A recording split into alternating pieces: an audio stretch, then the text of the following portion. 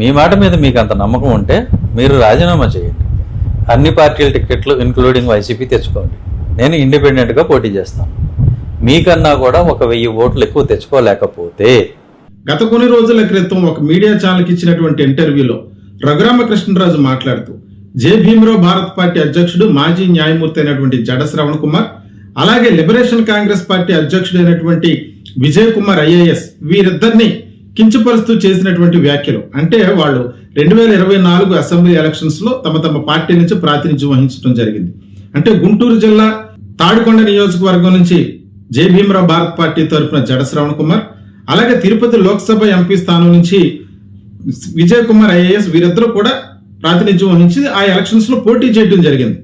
అయితే వాటిలో వారికి వచ్చినటువంటి ఓటింగ్ పర్సంటేజ్, అంటే రెండు పార్టీలకు వచ్చినటువంటి ఓటింగ్ పర్సంటేజ్ ను తక్కువ చేసి మాట్లాడుతూ, ఒకవేళ పివి సునీల్ కుమార్ కూడా ఒక రాజకీయ పార్టీ పెట్టి పోటీ చేస్తే వారికి వచ్చినట్టు ఒక 500-1000 ఓట్లు వస్తాయి కదా, అంతే కదా అంటూ ఆయన చేసినటువంటి వ్యాఖ్యల నేపథ్యంలో ఇప్పుడు పివి సునీల్ కుమార్ ఈ రకమైనటువంటి ఛాలెంజ్ విసిరారు.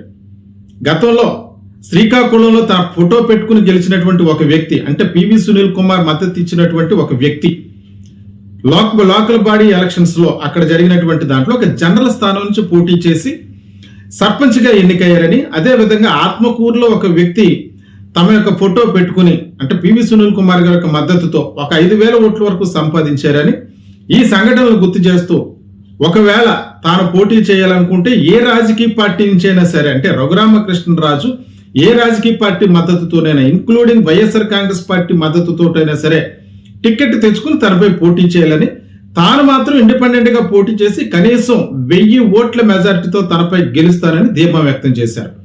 ఈ ఛాలెంజ్ కు రఘురామకృష్ణరాజు సిద్ధంగా ఉన్నారా లేదన్నది ఆయన తెలియజేయాలి. అయితే ఇటీవల కాలంలో ఆయన చేసినటువంటి వ్యాఖ్యలు ఈ మధ్య కాలంలో సోషల్ మీడియాలో బాగా వైరల్ అయినటువంటి ఏంటంటే 20% ఉన్నటువంటి దళిత క్రైస్తవుల యొక్క ఓట్లు మాకు అవసరం లేదు, మా పార్టీకి కూడా అవసరం లేదంటూ ఓ ఛానల్స్ కి ఇచ్చినటువంటి ఇంటర్వ్యూలో ఆయన వ్యాఖ్యానించడం జరిగింది. ఆ సందర్భాన్ని గుర్తు చేస్తూ, మీరు నమ్మిన సిద్ధాంతం ప్రకారమే 80% మంది ఉన్నటువంటి ఓట్లు మీ వైపు ఉంటే 20% ఉన్నటువంటి ఓట్ల మద్దతుతో నేను పోటీ చేస్తాను, మీరు నాపై పోటీ చేసి గెలవండి అంటూ ఈ రోజు పివి సునీల్ కుమార్ సవాల్ విసిరారు.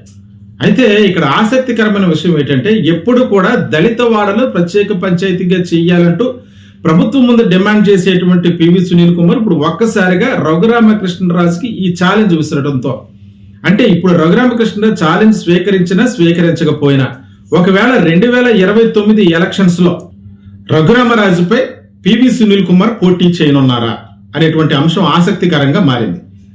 దాన్ని గుర్తు చేస్తూనే ఈ రకమైనటువంటి సవాలు విసిరారా అన్నదే ఇక్కడ అయినటువంటి ప్రశ్న. ఎందుకంటే రఘురామరాజు కూడా ఈ మధ్య కాలంలో తెలుగు వీర లేవరా అనేటువంటి ఒక సంస్థను అయితే స్థాపించారు.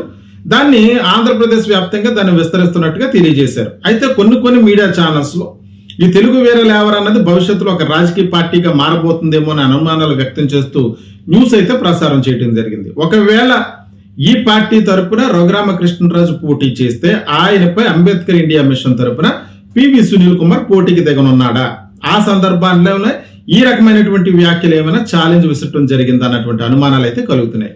ఇక్కడ ప్రధానంగా రఘురామకృష్ణరాజు గత కొంతకాలంగా దళితుల యొక్క ఓట్లు గాని, దళిత క్రైస్తవుల యొక్క ఓట్లు గాని మాకొద్దు అన్నటువంటి ఇచ్చిన ఇంటర్వ్యూలపై సడన్ గా యూటర్న్ తీసుకుని, నేను దళితుల ఓట్లు నాకు అవసరం లేదని నేను అనలేదు, క్రైస్తవులుగా చెప్పుకుని దళిత క్రైస్తవులు అనేటువంటి వారికి ఓట్లు మాత్రమే నాకు అవసరం లేదన్నాను, వాళ్ళు 20% మంది ఉన్నారు, వాళ్ళ ఓట్లు మాత్రమే నాకు వద్దని చెప్పాను, కానీ దళితుల ఓట్లు నాకు వద్దు అంటూ నేను ఎక్కడ చెప్పలేదంటూ సడన్ గా యూటర్న్ తీసుకున్నారు.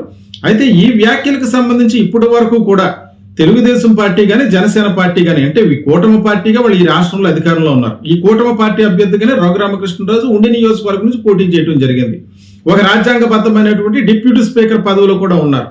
అయితే ఇవన్నీ ఖాతరు చేయకుండా రాజ్యాంగపరమైనటువంటి పదవిలో ఉన్నటువంటి వ్యక్తి ఒక వర్గాన్ని, ఒక మతాన్ని టార్గెట్ చేస్తున్నటువంటి రాజకీయాలు, వీటి కుట్రలను ఖండించినటువంటి ఈ అధికార పార్టీ నేతలు ఇవన్నీ చూస్తుంటే కావాలనే దళిత క్రైస్తవులు టార్గెట్ చేశారా ఈ కూటమి ప్రభుత్వం అనేటువంటి అనుమానం కలుగుతుంది.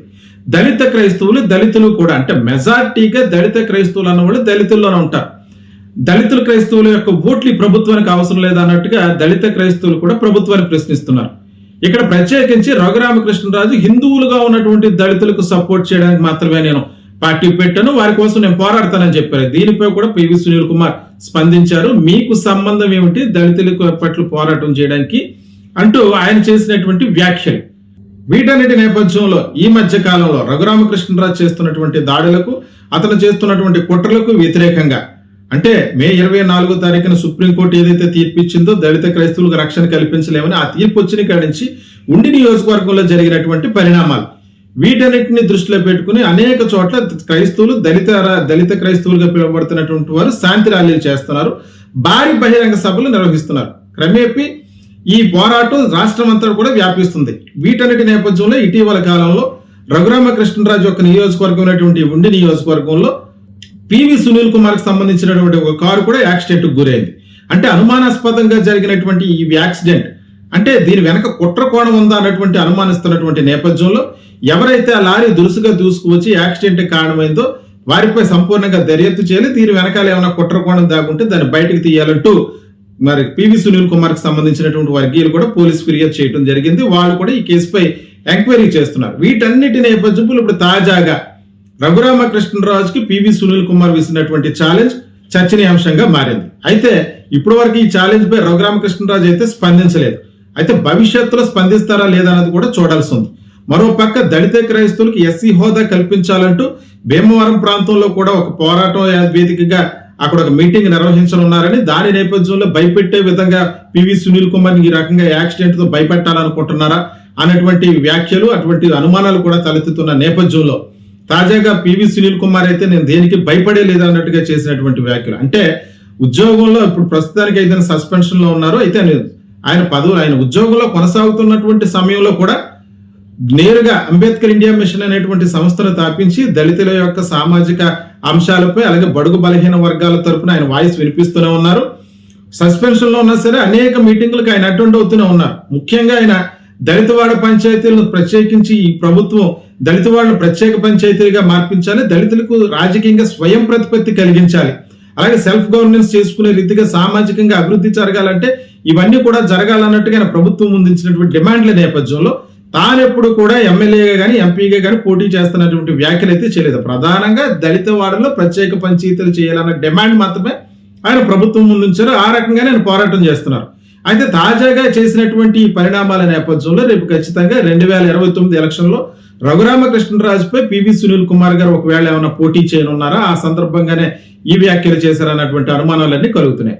అయితే ప్రభుత్వం కూడా జరుగుతున్నటువంటి రాజకీయ పరిణామాలన్నిటి పట్ల కూడా అంటే ఒక వర్గాన్ని ఒక కులాన్ని టార్గెట్ చేస్తూ రఘురామకృష్ణరాజు చేస్తున్నటువంటి దాడిని కూడా ఖండించకపోవటం, పైగా ఆయన ఇంకా డిప్యూటీ స్పీకర్ పదవిలోనే కొనసాగించడం, దాన్ని ఆయన నుంచి తప్పించాలని వస్తున్న డిమాండ్లు కూడా పట్టించుకోకపోవటం, వీటన్నిటిని చూస్తుంటే ఉద్దేశపూర్వకంగానే దళితులపై కుట్ర జరుగుతుందా అంటే కూటమి పార్టీలో ఉన్నటువంటి తెలుగుదేశం పార్టీ గాని జనసేన పార్టీ నాయకులు గాని ఎవరు కూడా స్పందించకపోవటం, పైపెచ్చు తెలుగుదేశం పార్టీలో అధికార పక్షంలో ఉన్నటువంటి కొంతమంది దళిత సామాజిక వర్గానికి చెందినటువంటి ఎమ్మెల్యేలు నేరుగా ప్రభుత్వాన్ని విమర్శించడం, తమ నియోజకవర్గంలో తమకు సరైన గుర్తింపు లేదంటూ, ఇతరుల పెత్తనాలు ఎక్కువ అవుతున్నాయంటూ, మేము వివక్షకు గురవుతున్నాం అంటూ నేరుగా దళిత సామాజిక వర్గానికి సంబంధించినటువంటి ఎమ్మెల్యేలు కూడా వ్యాఖ్యానించడం, ఈ పరిణామాలన్నీ చూస్తుంటే పూర్తిగా దళిత సామాజిక వర్గాలపై వివక్ష పూర్తిగా కొనసాగుతుంది ప్రభుత్వంలో.